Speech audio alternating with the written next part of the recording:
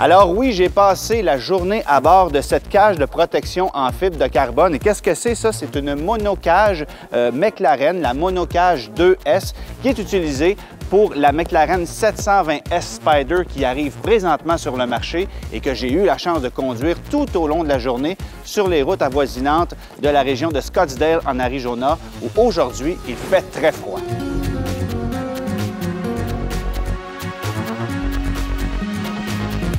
Évidemment, les performances de cette voiture-là sont impressionnantes. D'abord, on parle d'un châssis entièrement fait de fibre de carbone, d'une structure de toit ouvrant également qui est faite en fibre de carbone. Et tout ça, ça permet d'obtenir un poids de 1332 kg. C'est à peine 49 kg de plus que la version coupée. Et ça en fait une voiture très légère qui propose un rapport poids-puissance encore meilleur que celui de la Ferrari 488 Pista.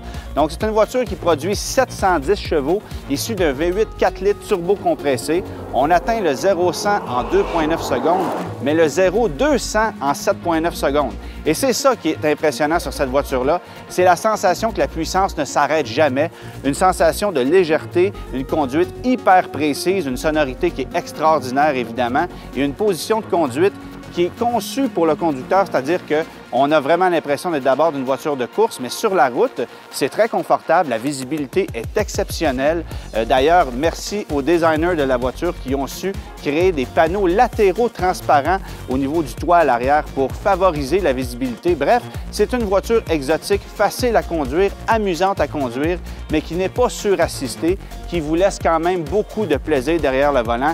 Évidemment, j'espère à ce prix-là, parce que 350 000 $, c'est quand même une somme considérable, mais le rapport poids-puissance, c'est encore une fois un des éléments les plus intéressants de la McLaren 720S.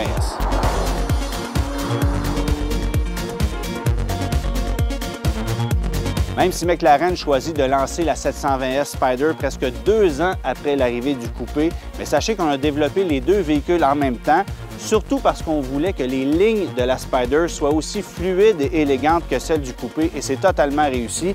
On a réussi à concevoir une décapotable qui ne perd pas de sa beauté par rapport au coupé, et ça, c'est rare dans l'industrie, mais il y a des éléments de design sur la McLaren qui sont vraiment impressionnants. Je pense à la partie arrière qui est très large, qui est évidemment fardée de fibres de carbone, mais moi, ce qui m'impressionne, ce sont les feux de position et les pots d'échappement placés en plein centre qui, le soir venu, vont s'illuminer lorsqu'on appuie au fond sur la pédale parce qu'ils se trouvent littéralement vis-à-vis les yeux de la voiture qui va suivre. Alors ça, c'est un élément de design que moi, j'adore, qui est impressionnant. Et en plus, la sonorité, elle est géniale.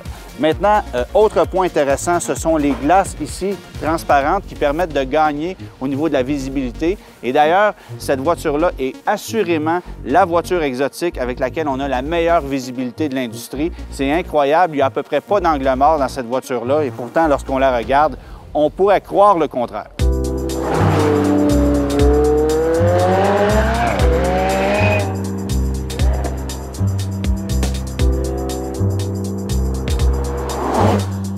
La McLaren 720S propose des performances exceptionnelles. C'est super trippant à conduire, ça, il n'y a aucun doute. Évidemment, la puissance, c'est incroyable. C'est une véritable catapulte sur la route. Mais en même temps, cette voiture-là peut être conviviale. C'est surprenant, mais on se glisse à bord facilement.